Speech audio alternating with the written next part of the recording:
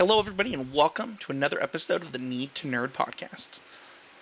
I'm your host, Spencer. I'm joined by my co host, a man who builds coliseums for a living, Wes Singleton. I'm getting paid for that? In my love. Oh. I mean, I suppose work to eat. My character in Valheim definitely eats because he's building the Coliseum right now. I was gonna say your character in Valheim definitely gets paid in food and resources. Yeah. You just show up and everything's ready. It's great. It's perfect. It's really. I mean, I enjoy it. So, we aren't going to talk about. We'll talk about Valheim a little bit this week. I hope that people did enjoy our Hitch review and our Valheim review. I was just getting sick during last week's podcast, and I was sick for an entire week. I'm still actually a little sick, so it's been more than a week now, Wes. And as we finished recording yesterday's podcast, or last week's podcast, I took my nice headset off my head, and it just snapped. And so if I sound different this week, that's why. It's under warranty, so I'm gonna send it in to them, but just want to let the listeners know why that I might sound a little different, and why you shouldn't have a fat head. With that being said, though, this week, instead of talking about my fat head, we're going to talk about what gives me a big head, and that's just what my win percentage is on Pokemon TCG for the GBC. Oh my god. Talking about win percentage in bot games, I love it. Yeah, baby, let's go. Let's go. Nerd fact of the week, though, West. As we're talking about the Pokemon TCG, I had a podcast a long time ago, I won't say the name of it, that is no longer available. You can't listen to it. But we did an interview once with Mark Rosewater.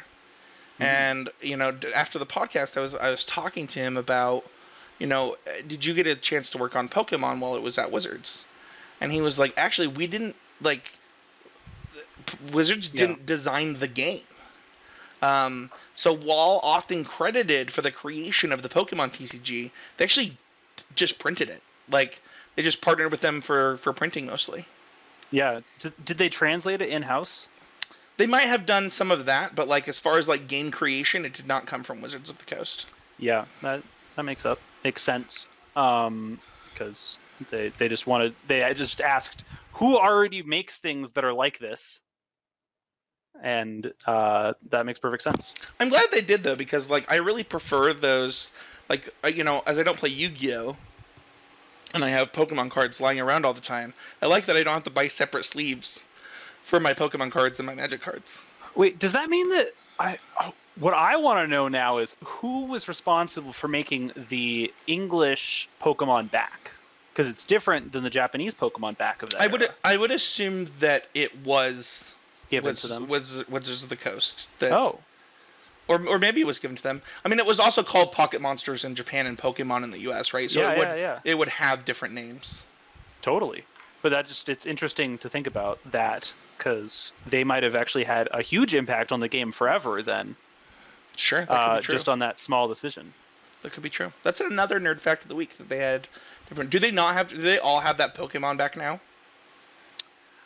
Ooh, I'm going to ask right now. Okay. While you're doing that, let's get some housekeeping out of the way.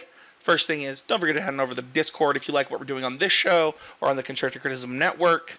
Head on over to the He's a Game Media Discord, talk about draft. You can hear Spencer talk about how, he doesn't like this draft format in Magic. Or you can talk about how excited I am for August 19th of this year, Wes, where we will be having our first, Valheim evening with the Discord. Everybody's invited. We'll create a server. People can come in the server, learn the game if they want, go exploring. And also, I'm going to be giving out 3 purchases of the game so that people can play. I'll be putting the details of that in the Discord when this episode goes up on how you can enter to win that.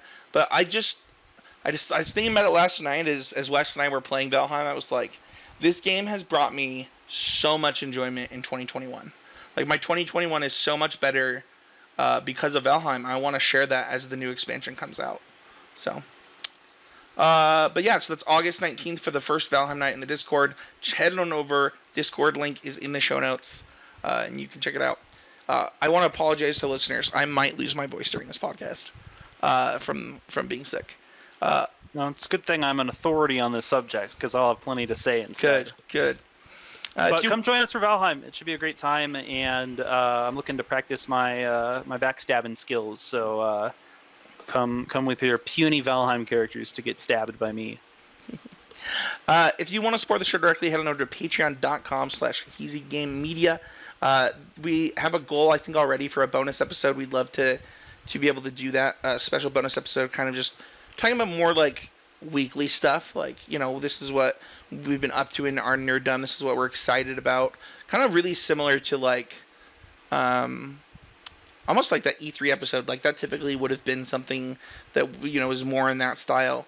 And it won't be Patreon only. But so if you just want to see a bonus episode, just help us grow and do that. So, also, the reason I announced a little while ago that we would have swag soon in the store, and a little behind the scenes is we were looking to get a new logo created for just overall for He's a Game Media. While I like our logo, I also made it, and it's like not super professional. And so before I made swag, I wanted a new logo done, and the process has been a little bit slower because the guy that was going to help us, that I was the most interested in working with, has gotten super busy. So I might outsource kind of a new logo and things like that before we push that out. But yeah, who did the Deck on Fire logo of back in the day? Because I want that person. I can ask them if they want to do it. I still have their email. I don't. That was a sweet logo. That logo is my idea, like the whole thing. Yeah. So, that is a sweet logo. It's like the sweetest logo in Magic. Anyway, you have me reminiscing over here. But if you want to support the show directly, hear those bonus episodes, help us get more swag out there, head on over to patreon.com/easygamemedia. With that being said, let's get into our main topic: Pokemon TCG, the video game. This game was released in 1998 for the Game Boy Color. The Game Boy Color specifically. You'll remember the original Pokemon games, being Red and Blue, were both released for just the Game Boy. You could just play them on the Game Boy. This is a Game Boy Color game. And, one of the things that's really cool about it was kind of that color aspect to it. Like, it really did a great job of doing that. You come into this game, you sit down against a professor. He lets you pick between Bulbasaur, Charmander, and Squirtle. Yeah. You get to pick a deck, you learn the game, you battle, you get a rival, you go and get 8 gym badges, and then you battle the Elite Four. Yeah, I know. It's wild. It is just a Pokemon game, but with the Pokemon TCG. But you know what I love about the tutorial of this game? How horrible it is? It's the exact tutorial that they do in like the rule book for the game. Like if you bought the starter set. Yeah, the Machamp. Organize the cards. The Machamp versus way. Yeah. The Machamp versus Seeking or... No. I think it was the original. Like Starmie. No. I'm saying the rule book. Like the 2 decks that you got were like a Machamp deck and another deck. Yeah, I don't even know if there's like a fully evolved Pokemon in that other deck. I don't think so. It was either. I almost feel like no stage 2. Yeah. I don't think there was. I think for some reason I thought the other deck was a Charmeleon deck though. For some reason. No. It's all like water type. Okay. It's got like psychic type energy in it for who knows what reason, but I think it's mostly to make Starmie work. Got it. But yeah, that's that. You get that tutorial, and then you gotta go. You gotta go battle the gyms to. You battle other players to collect cards. Build up your collection, build up your deck, so that you can battle the gym leaders, and then once you've battled those gym leaders, you get to battle the Elite Four. It's a wild ride, and I don't really need to hype it up more than the fact that you get to play a Pokemon game, with Pokemon cards. Yeah. Let's take a step back though. Let's look back through time here and talk about some retro memories. We're reviewing a retro game this week, West. Talk to me about what you remember about playing this game as a kid. Yeah, so my first, I have a vivid first experience with this game. And it probably wasn't until I was like closer to 10 years old that I played it. So this game was already kind of old at the time, and my first time playing it was on the same console as I'm playing it right now on my Game Boy Advanced SP. And I was on a trip to Torrey, Utah, south of here. We like rented a house and we did it with another family, and there were twins a year older than me in that other family, and they had this game, and like I was like, like saw that they had this game, was like, that is the sweetest thing I've ever seen. May I play it? And I did basically nothing else unless I was forced to the entire trip. That's super awesome. Fun fact. No, it was so cool. I don't remember I don't remember the first time that I played this game, but I do have a vivid memory of playing this game, specifically on my black Game Boy SP, on a road trip on the way to Disneyland. Nice. Yeah. Road tripping was definitely the time to get Game Boy playing done as a kid. Oh my gosh, especially once you had the SP, it was like... Yeah. Oh yeah. Having to it's nighttime, I can't see the screen anymore was the worst. Back before the SP, yeah. No, we all of us got those Game Boy Light extensions for Christmas to... Oh, nice. Just to drain your battery real fast. Hey man, we had extra packs of batteries on those road trips. Like we were making it happen. That is amazing. Yeah. But yeah, I remember like I played so much of this and Final Fantasy Tactics Advanced on that road trip. Yeah. And I think that I had already played a little bit of the card game because this was either around the time I think it was the summer after 6th grade for me. So it was around 2000 and maybe 2002, 2001, somewhere in there. I think it was 2001. And the game was a couple of years old, but I had gotten a copy from, I think it was Game Peddler or whatever it was called, that used, and it was a wild ride. Like I did not know what to expect from this, and also I think there was a lot of adventure for me specifically in deck building in this game. Yeah. And I actually I found my cartridge, but it doesn't work anymore. I guess it got water on it, but I remember having like a Raichu Golem deck and really calling it a cool name. I called it Thunder Rock or something. I don't know. But the Thunderdome. Yeah, stuff like that. It was collecting cards and building decks was a huge experience for me. Yeah. I think that certainly one of the things that can keep a person playing this game after they've already beaten it is absolutely trying to get 4 copies of every card so they can build whatever deck they want. That sounds like a huge piece of why I right now want to go back and play more of this game. Just to have all that access. We talked about our first impressions as kids. I want to talk about overall impressions, and it'll be interesting to see how we rate this game at the end of this episode, by the way. Because for me, it's so funny that, I definitely am going to have could be betters for this game, for what it's worth. Really? A game made in 98 and you have could be betters for it? But also I think to myself, this game, I cannot believe this game was made in 1998. It blows my mind. It rocks. It's so cool. And my overall impressions of this game have not really changed much. The only thing that's really changed is, becoming a Magic the Gathering player. Yeah. I would say that wanting to play Vintage is really the reason that this game has changed for me.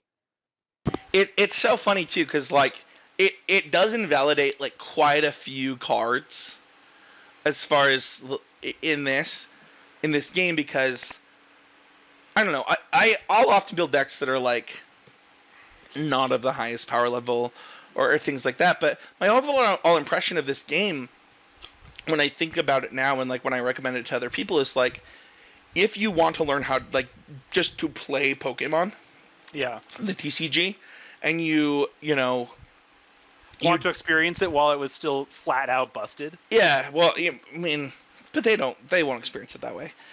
We do it because we're degenerates. I think it's not hard to figure out that you're supposed to put four 4 Wheel of Fortunes in your deck, 4 Pot of Greeds in your deck, and 4 Strip Mines in your deck. It's so funny to like. I knew that, by the way, that we were going to do this episode, and we were going to make so many obscure references for people that like haven't Don't know Magic. well, no, like or whatever. I was gonna that don't play as many TCGs as we do, because all honesty, like if you're looking to just get into TCGs in general, I think this is a great way to do it. One of the I mean, I'm gonna be transparent here. Maybe I'll just say this now. I don't think it's as good of a game as the literal Pokemon online game. Yeah. Like I think that Pokemon Online, the Pokemon TCG Online, which is weird. But you can have your opinion, Spencer. That's fine. It's a better video. I don't know. It kind of just I'm a TCG player, right? So it's. I'm also totally kidding, because we in our arena review, we fully agreed that the best platform to play a TCG on, period, is the Pokemon one. The video game, or did we agree that it was the online TCG online platform? Online, yeah. Oh yeah, it's the best by like so much. It's crazy. Yeah. But I think that, like, you know, if you're going on a road trip or you're flying on a plane, right?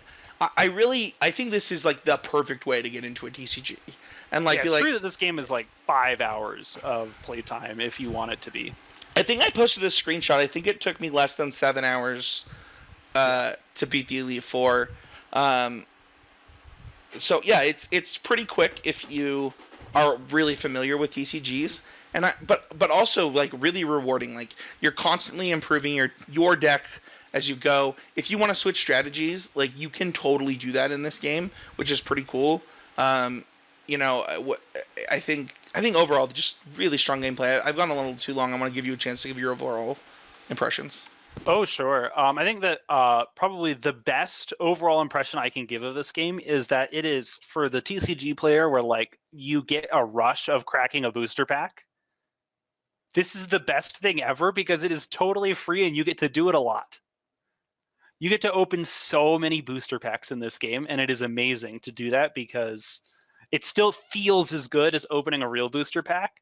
And you're like, what am I going to get? Am I finally going to get my 4th copy of Bill, which is a sweet trainer card that just lets you draw 2 cards. It's the best Pokemon card printed by like quite a mile. There's like literally never a downside to having it in your hand, because it's not there for very long. I don't know that it's better than the Professor Oak in this game, but it's the amount I have almost milled myself because of Professor Oak. Yeah, that's true. Made me slightly concerned. And there's a long portion of this game where you're going to have like cards you desperately need in your hand. No, that's definitely true. That you only have 1 or 2 copies of. It's true. You know, let's actually talk about the Pokemon game really quick before we move on, because I want to kind of the basic rules of the game. Yeah. So the way that Pokemon breaks down for those, because we probably should have done this at the beginning of the show, but you basically you know, you have base level Pokemon, so those are your Pikachus, your Squirtles, your Charmanders, your Bulbasaurs, and then once per turn you're allowed to evolve those things. So you're allowed to put on per Pokemon. Thank you. Yes. Yeah, good call out. And so you're able to like evolve your Squirtle into a Wartortle, or your Charmander into a Charmeleon. Also, once per turn, you're allowed to put what's called an energy card onto them. And you use those energy cards as kind of for those who are familiar with mana systems or things like that, it's kind of like the resource system. Yeah, the resource system. If you played Seven Wonders, you're probably familiar with resource management. If you've played, Catan, yeah. Magic the Gathering, it's the resource system in which, you get to, take actions. Yeah. And so for this game, you put energy on your Pokemon. They require a certain amount of energy to attack, and you get to attack with your Pokemon that's on the battlefield once per turn. Yeah, I think it's important to note that it is supposed to simulate like a 1-on-1 6 Pokemon battle. Yeah, and so like you in have the video game. Yep. So you have an active Pokemon and then 5 bench Pokemon. Yeah, up to 5 bench Pokemon, and you might not use all of them in a given game. Yeah, there's lots of games where you don't. And if you run out of Pokemon, whether it be, you have no more Pokemon on your bench or active, or there are 6 prize cards, and you get a prize card whenever you knock out an opposing Pokemon. It's really funny, too, because like when you look at future TCGs that have the prize system, like Kaijudo or Duel Masters, they actually flip that. You actually get the prize card when you get hit, to kind of, because the prize system is busted. Yeah. The I draw a card when I knock out your Pokemon, probably removing 4 cards of yours. Like, so in card games, there's this concept of card advantage, right? Which is like the more cards you have access to, the more likely you are to win. And Pokemon, like as it existed in this game, it just like has like no respect for that. Like drawing a card every turn should be your principal resource, because you're gonna like probably not just draw 1 card per turn. And you're gonna like one Pokemon, like say I've fully evolved my Squirtle, I have a Blastoise in play, and I've got 5, like the most energy I could usefully have on it, 5 water energy. Like I have 8 cards invested in this one thing going on here, and in all likelihood, when that gets knocked out, I'm like, okay, whatever. I drew so many cards, I can still do things in this game. But it's kind of wild that, yeah, when you knock out your opponent's Pokemon, they lose a ton of stuff, and you draw a card. Yeah. So that's kind of the basics. So you win by either getting all the prize cards. In a regular game of Pokemon, it is 6 prize cards. In this game, I think they go as low as 2, depending on the battle. So it's to help you grow your collection bigger. But all gym battles are 6 prize cards. Yep. Those games are fast, which I love about them. Yeah, I usually will go to the water gym to fight the 2 prize card trainer, just to like, you know, I think she gives Coliseum too, so you can like grind Bill out. I've played against that one girl so many times that I am now convinced there is a set chance that you're likely to open Gyarados higher than any other rare out of that pack, because I have opened so many Gyaradoses in the game. Let's move on to Lovets for this game, and I'm actually gonna let you go first. Can you give me like your top 3 Lovets for this TCG video game? Oh my goodness. There's so many sweet things about this game. I think the first thing I love is that you have a rival with a tude. Is such a good attitude. And by good attitude, I mean like bad attitude, but you get to beat him a ton. It feels like beating Gary. But you get to do it like even more in this game than you do in normal Pokemon. I love that about this game. He's a really funny character. I definitely love how fun it is to play like a late game deck of Pokemon TCG, where you've got like all of your trainers online, and how basically if you just take your same 20 busted trainer cards and put like any energy and any Pokemon you want in them, you can really make a deck that looks like just amazing and like is better than anything else in the game. And I definitely love energy removal. Okay. Which is a trainer where you just get to remove an energy from one of your opponent's Pokemon. You're so funny. It just means they don't get to do anything in the game usually. You're such a dork. I want you to dive deeper on kind of like that love that you have about the late game experience, because I think it's pretty different from my, because well, actually, I'll go, and then I want to circle back on yours. So I played this game. I don't know if I can actually say this on the podcast, but I'm going to anyway. I played this game. I don't know. I mean, whatever. I don't care. I played this game. I'm loading it up right now. By the way, that load screen is actually sick. Yeah, buddy. Like, it's actually sick. I like that it uses the actual like booster pack logos. It's so cool. Even though they're not in the They're not the but so right now, for what it's worth, I played a bunch in the last 24 hours. Cuz I was preparing for the podcast to like refresh my memory. Right now my Pokemon album is 200 of the 226 cards available. I have 14 hours and 43 minutes on this, and so on. I have quite a few Lovets for this game. I'm going to try to narrow it down to 3. The first Lovet that I have for this game is it does a really good job of increasing power level throughout the gyms. Like, um, it it very much Like there are gyms that if you went to at the very beginning, you'd get thrashed. yeah, like you very much, some gyms are harder than others, and you can often tell that by how many trainers you have to beat to get to the gym leader. Um, and I really like that. It lets you. It also makes you build your collection before fighting the gym leader for the harder gyms, which I like. And I think that that's really scalable and great. And then it also continues that progression when you get to the Elite Four. Um, it's funny. I remember the Elite Four being really hard when I played this game before, and I definitely just ran through the Elite Four this time. This game playthrough was different because, I played this on my Retroid Pocket, Retroid Pocket 2, and oh my gosh, like I bought this specifically to like play GBA and Game Boy Color games, and it is everything. It is everything. Yeah. And a huge love it that I had for this game this time was actually just the color. Like I don't remember it looking this good on my Game Boy SP. I also had like the original Game Boy SP. Like I didn't have the second gen one with the slightly better screen, but it looks so crisp, so nice, and it really felt like. I mean, there's some things that like you can tell it's that, but the colors are probably one of the biggest love-its for me, as well as the progression. And then I like the every Pokemon move has like an animation, and some of those are just sweet. Yeah. With the nice color. I agree. And then I think that my last like major love it for this is it's got a lot of replayability, because no game will ever play out the same because of the randomness of how you get the booster packs. The 3 decks you can start with. Yeah, there's just a lot of variation to how this can go and what route you should take to improve your decks, and things like that as you kind of go along the way. Yeah.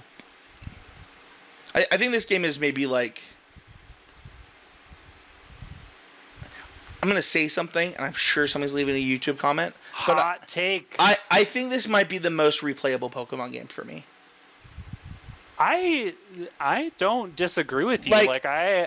You would not have to convince me very hard to like walk into my bedroom right now, pick up my Game Boy Advance SP, press new game, and just like select a different deck than I did last time. I can beat this game in one day pretty easily, or I can like grind and like really try to build build a sweet collection, try so many different strategies. I mean, 226 cards doesn't sound like a lot, right? Like that's like less than one Magic set. But like surprisingly, more of these Pokemon are playable than I think than your average like Magic creature, and they're less likely to make each other redundant. Right. And so, I think that there are best strategies and things like that in this game, but because you're playing versus bots, you don't have to do that. Let's go to Could Be Betters. I have a few. So the first Could Be Better that I have, I think it's probably one of yours too, West. It is really annoying that I can't share cards between my own decks. Yeah, I mean, I agree that that is annoying, yes. It almost feels like I'm sleeving and de-sleeving my cards IRL. And yes, it does. I hate that, actually. I don't want to do that. Like, I'm the type of person, too, where I just it's fine, I want 8 copies of this. Yeah, because you don't have to do that, yeah. Yeah, I have 20 of all my favorite basic lands, I'm that type of person. Yeah, I agree about that, but also at the same time, usually as I'm playing this game, I have one deck I want to play, right? I think that if this deck, if the weaknesses and resistance system in Pokemon mattered enough that I actually felt like I had to play a different deck for each gym, maybe I would do it. But usually the strategies I'm playing in this game are powerful enough that it's better for me to play my water deck against the lightning gym than it is for me to switch to a fighting deck or whatever. Oh no, that is one of the gyms this time that I switched for. Sure. My second Could Be Better for this. Uh, here's the thing. My second could be better for this is that there isn't a lot. The booster packs don't make a lot of sense. Like, I'm sure I could go online and find a guide, but like the fact that my Charmander and Charmeleon come in a different pack than my Charizard is really weird. Yes, I only just recently like pulled up the Cerebi page and looked at the lists and like the descriptions of which are which, and like that I think is a bit annoying. Like evolution lines should be consistent throughout. Yeah. But I do think that like if you take like for the 4 types of packs there are, right, which is Coliseum, Evolution, Mystery, and Laboratory, most Pokemon are in the pack that makes sense for those ideas.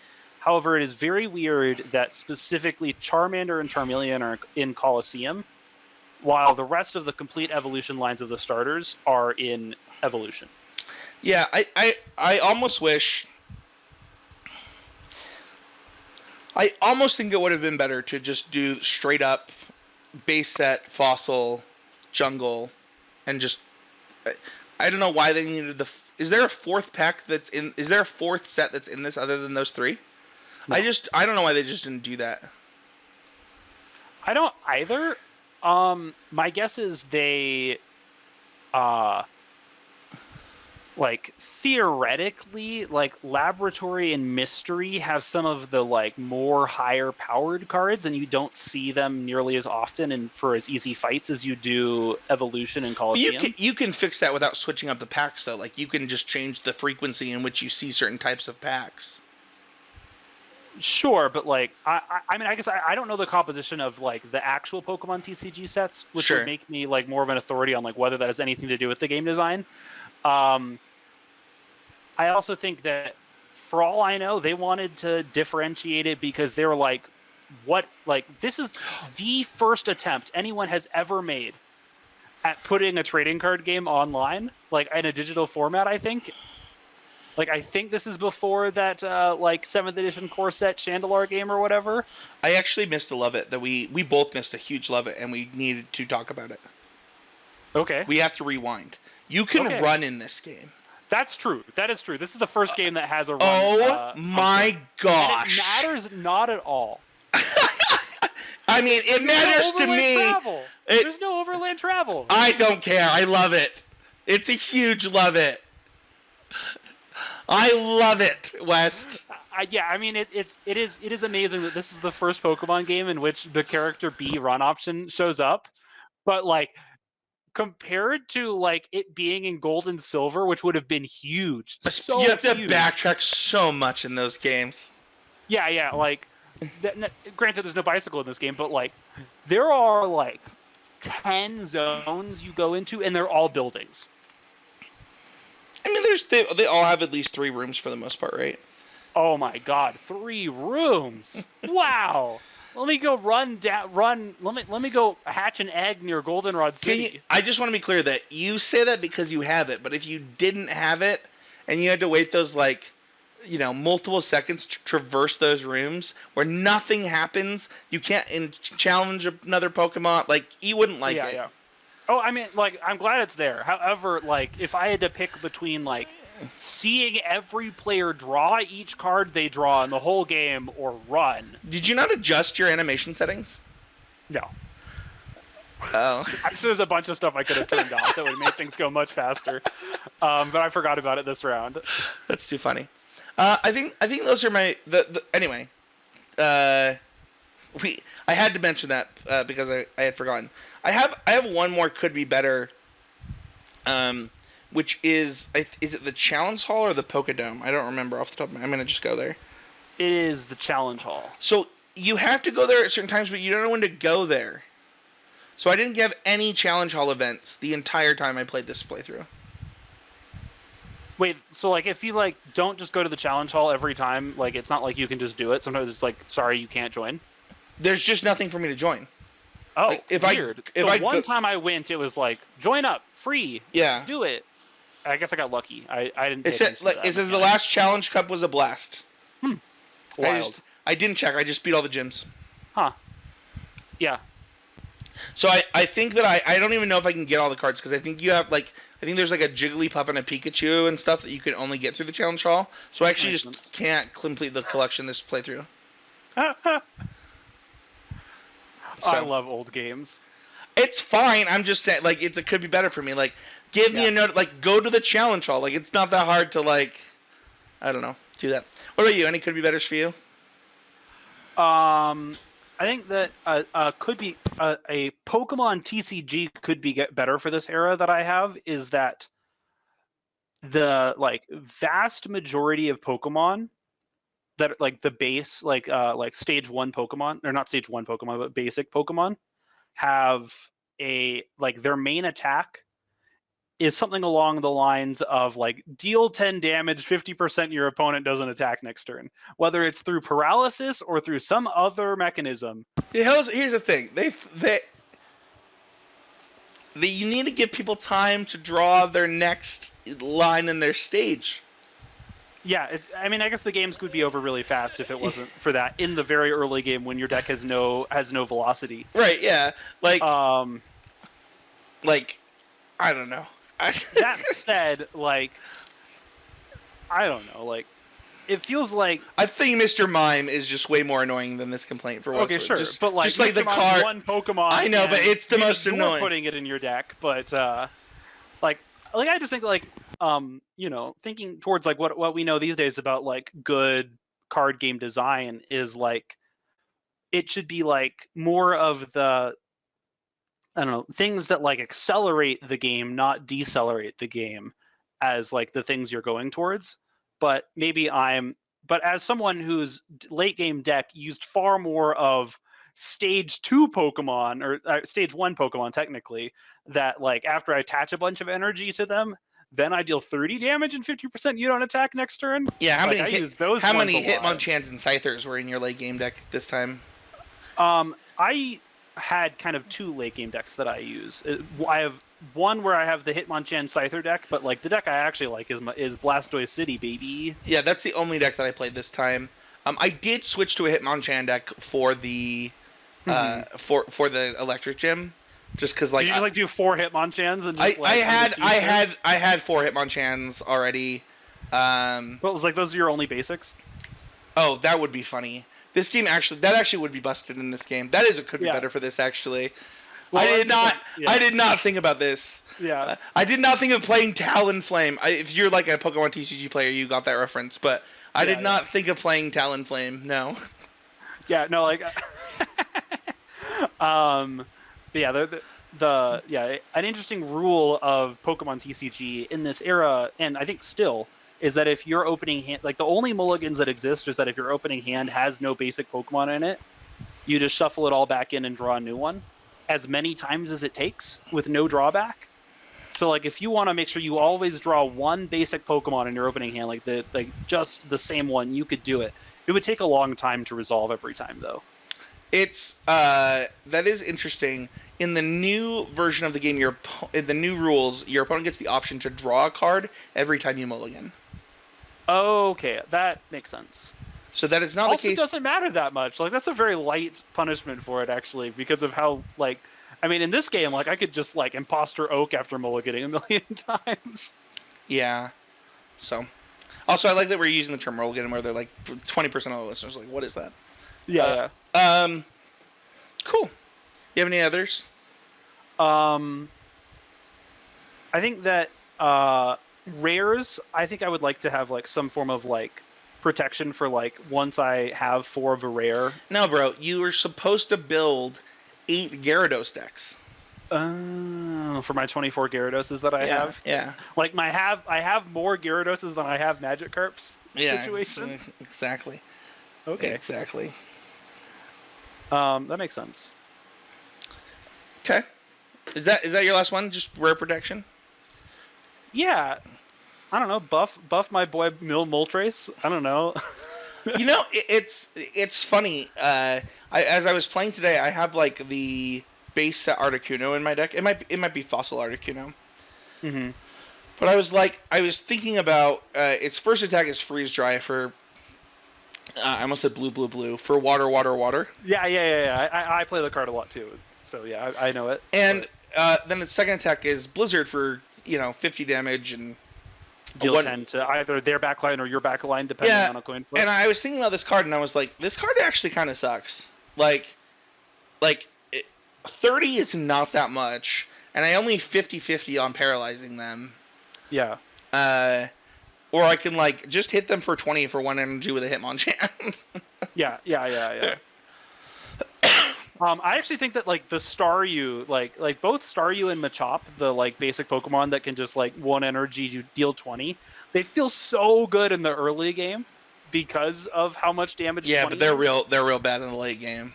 Oh yeah, they just don't have the hit points to keep up. Let's before we move on to kind of well, actually no, let's do this first, and then I have another segment I want to add because I do that during the show sometimes. Why should people play this game in 2021? Because the number of games of Pokemon trading card game that have been played in this mortal coil, this world, compared to how good this game actually is, has never once been right and as it should be. I agree with that. That was a weird way to say it, but I basically, no one in anyone's life has actually played as much Pokemon trading card game as they should for the number of cards that have passed through their hands. That's definitely true. And this is a really easy way to help yourself catch up. Yeah, I'm gonna see how this looks on the camera, if we can. But that's the Game Boy Color. Yeah, I know it looks nice. What is happening? It looks so good. The gameplay is great. Yeah, that actually looks as good as Super Mario 3. Right? Yeah. Or I mean, not Super Mario 3. Super Mario World. Yeah, Super Mario World. As far as the colors themselves, I agree. Yeah. Not the pixel art, but the pixel art could be a little bit better in this game. But it's also on a tiny screen, so it's kind of hard. You only have so much room to work with. I think the thing that I would say, the reason that people should consider picking this up, is I think it's timeless. I actually think that this specific Pokemon game, I know that other people love their nostalgia of their red and blue versions or their Pokemon Yellows, but I am always gonna just play Fire Red or Leaf Green over Red or Blue at this point. I value my time too much with running shoes. I think I'm just gonna get mad every time my Golbat tries to evolve and stops evolving in Fire Red Leaf Green. What? Yeah, in Fire Red Leaf Green, until you've unlocked endgame, if your Golbat hits the friendship it needs to evolve into a Crobat, it'll start the evolution sequence, and then it will say no, not happening. I actually am not a psychopath, so I never played with Zubat. I'll just get a Golbat. I actually didn't know Crobat was in those games. Yeah. All right, that's good stuff. I love Crobat. Crobat's one of my all-time favorite, most often on my party in any Pokemon game. It's funny you mention that because my favorite Pokemon TCG deck of all time is a Crobat deck. Huh. I will show it to you after the podcast. Okay. It's sick. Anyway, I don't remember. Oh, this game is timeless. You have all kinds of nostalgia for Red and Blue, and that original Pokemon. Then this will feed that nostalgia for you. It will also feed your nostalgia as you beat gyms and do all this stuff. But you're doing it in honestly, in my opinion, a really healthy mental exercise. There's lots to do in this game. The replayability is you can only play Fire, Red and Blue so many times, and complete. I mean, I know we both do it so much. It's inappropriate how much we probably play these games, but I think this one has the highest replayability. So if you're on the fence about if you've never played this is one of the best Pokemon games. And honestly, Pokemon does such a good job with its spin-offs. From the party games, from Pokemon Stadium, to Pokemon Snap, which by the way, shout out, free DLC was announced today. I heard about that. Finally, they put Gyarados in the game. This one it's timeless. I gotta ask this though, Wes, before we wrap up. Any tips and tricks for people that listen to this podcast that they want to pick this up? Yes, I have a bunch. Yeah, shoot them off. Kangaskhan is awesome. This basic colorless Pokemon, or normal type Pokemon, I guess, is the way that the game phrases it. Has for its first attack is like it just takes a single energy, and it says it's called fetch, and it says draw a card. First off, that's the best text any card can have, is draw a card or more. But so it's like great at like helping you find your other stuff, and it's got like a massive like 80 or 90 hit points to soak up early damage. And if you do put a bunch of double colorless energy cards in your deck, pretty often you'll get to its second attack, which costs 4 colorless energy, and deals anywhere between 0 and 80 damage, based on a coin flip, but is actually pretty strong usually at an average of 40. I think that Pokemon's really strong. And if you put it in your Scyther deck, you're already going to be playing 4 colorless energy. Mm-hmm. Yeah, exactly. That card gets me through, like, when I get my first or second Kangaskhan of the game, like, I'm usually really stoked about it whenever I play through this game, because it's a staple in all of my decks. Yeah, it's also really good, like, for when you're building your collection. I was just looking at my deck. I only own 2 Kangaskhan's in this playthrough. They're both in my deck. But, like, that 90 hit points is pretty good against most of the early trainers. And, like, you know, it's pretty easy to get up to 4 colors energy in your collection. Yeah. And once you do that, you know, you can easily build around, you know, a couple things. Like, even, you know, Wes mentioned that he relates the Blastoise deck. You know, that while Blastoise himself does not play well with it. Wartortle actually really does. And so, Dugong. And Dugong. That was actually what I did in this playthrough. Yeah. And we had the same playthrough this time. Yeah. Except that's too funny. Also, weirdly, Charizard takes good advantage of double colorless energy. Yeah, he does. With his Pokemon power. If for some reason you're annoyed by Pokemon powers, I think Muck is actually a sweet one, because he shuts down all Pokemon powers, and that Muck card is actually very good against the Elite Four, because they're all playing legendary bird Pokemon with strong enter the battlefield effect Pokemon powers, and that Muck shuts them down real nice with toxic gas. Yep. Last thing I would say is that their early game, it can be hard to get energy, and if you go back to, like, pretty quickly, if you just go to the lab, there's someone on the computer bank side of the lab who will give you practice matches with, like, decks you rent, and every time you beat them, they give you, like, a booster pack with just 20 energy in it, and it's really good for building that out in the early game if you'd rather play a different type of Pokemon than you had. I legit forgot about this until you started talking, and I did not do this, and I was like doing battles to get 2 energy at a time most of this playthrough. That's actually why. And only in Colosseum. You only get energy out of Colosseum. That's true. That's true. You have to find the Colosseum trainer, and then you have to battle them a bunch of times. Yeah. And I think one of them doesn't get. Is it Psychic Club gives you energy, Fire Club gives you energy, Water gives you energy, Grass does? Which one doesn't? You mean doesn't have a Colosseum trainer in it? Yeah. I have no idea. I feel like one of them didn't. Anyway, that's a good tip. I actually had forgotten about that one. Last tip I have is that Gambler is actually just fairly playable until you have your Max Oaks. Fair enough. Yeah, I think the biggest tip that I would give if you're, like, getting into this game and trying it for the first time is, you know, try and learn deck building. Like, this is a great game to learn how to build decks and learn how decks work. If you're a Magic the Gathering player, I think a lot of our listeners are coming from my other content. Pokemon's a little bit different. Like, you don't need quite as many energy as you do lands, which sounds weird because it requires more energy. Like, you lose a lot of energy, but your trainer cards are typically going to make up for that, whether you're playing energy retrievals. Also, like, early game, I didn't have West's tip, and so, like, I was playing energy searches because they kind of act like, dual lands. Yeah. For anything, if They're you're evolving wilds. They're better evolving wilds. they're way better. They're prismatic like, vistas. Yeah, they're like broken prismatic vistas. And then the other thing is tutors in this game. Tutors that discard cards are actually quite good in this game.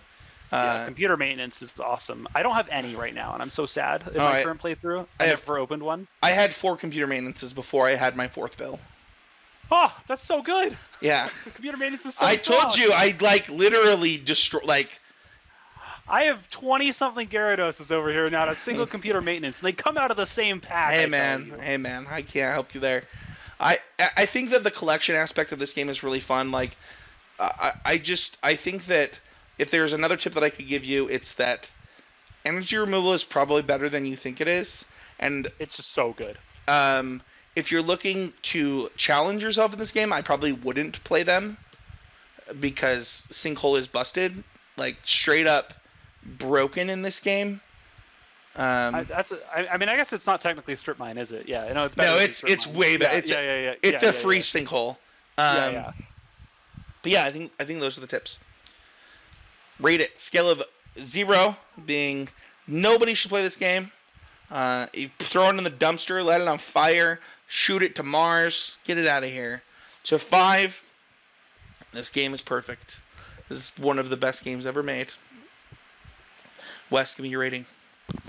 I mean, I kind of have to say this game's a 3, but it's like the funnest 3 I've ever. Like it's like it is not by any standard by which like I think games are great. Like it doesn't meet most of those.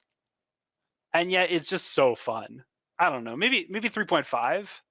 Oh man, I think you're way too low. You think I should be like saying like a 4 or 5? Yeah, I think that one of the things that we have to consider when we're rating this game is we're not just rating the TCG video game, right? Like we this is taking the component that is the Pokemon trading card game, and it is putting a video game narrative skin on top of it. Yeah. And I think it does that pretty close to perfection. Yeah. I mean, I think it is.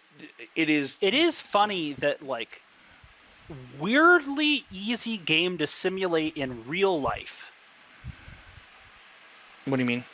Like the amount of resources it would take for me to like let a person just like walk in and experience this video game as a real life experience, like with all of the pieces for it, like literally the same dialogue, is like way more likely to happen than any video game I've ever played. Sure.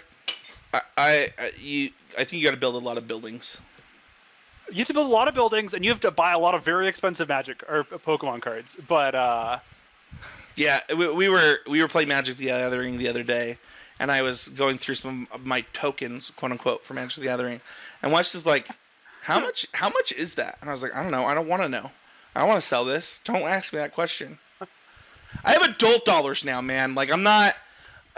I bought some guys. Okay, but like your Blastoises are a lot of adult dollars, Spencer. I'm just saying that like somebody came in to Oasis Games when Oasis didn't buy Pokemon cards with this huge Pokemon collection. I offered him $100 for it. He said yes. I paid him $100, and once Oasis bought Pokemon cards finally, I sold a lot of it, and now have a lot of my favorite Pokemon cards. Oh my goodness. You made so much money on that exchange? Dude, so much. I will not. I sold like. That's like Shiv and Dragons for dual lands. It was so much better than that. Anyway, I still have not looked up how much that promo Dragonite is. I would guess that it's more expensive than the other stuff. They actually, the promo Dragonite, I guess not the one that came in this game, because in the Japanese copies of this, you got the promo Dragonite that you get for beating. What? Yeah. That's crazy. Yeah. I would rate this game a 4.5. I think that it is not a 5 for the reasons that I mentioned. But I legitimately can't believe this game was made in 1998. Yeah, it's sweet. Like, I understand the basics of Pokemon and like the mechanics are kind of simple, but I think they did a really, really good job. It looks so good. So yeah, the only thing that really saddens me is that you don't also have this game as like a real copy of it, because I would really love to actually play some PvP of this game. I think it would actually be really fun. Hey man, I don't know where my SP is. I'll probably. The thing is, SPs are so expensive right now. I'll get a real copy of it and I'll get an SP. We can proxy decks. It's true, we could. We can also buy them IRL. Some of those are very expensive. I already have the Blastoises, man. Actually, no, they have the Pokemon Evolutions reprints of them, which are like way cheaper. Yeah, but they have different abilities. Do they? Yeah. Different abilities, different HP, different retreat. The whole thing's different. That hurts. I know. That's gonna do it for this episode, though. I legitimately I love this game. I'm really excited for my son to play this game for the first time. I think that it is just a complete blast. You can find me at Spencer13H. You can find West at East_monotone. Find the podcast at NeatureNerdPod. You can join the Discord with a link in the show notes.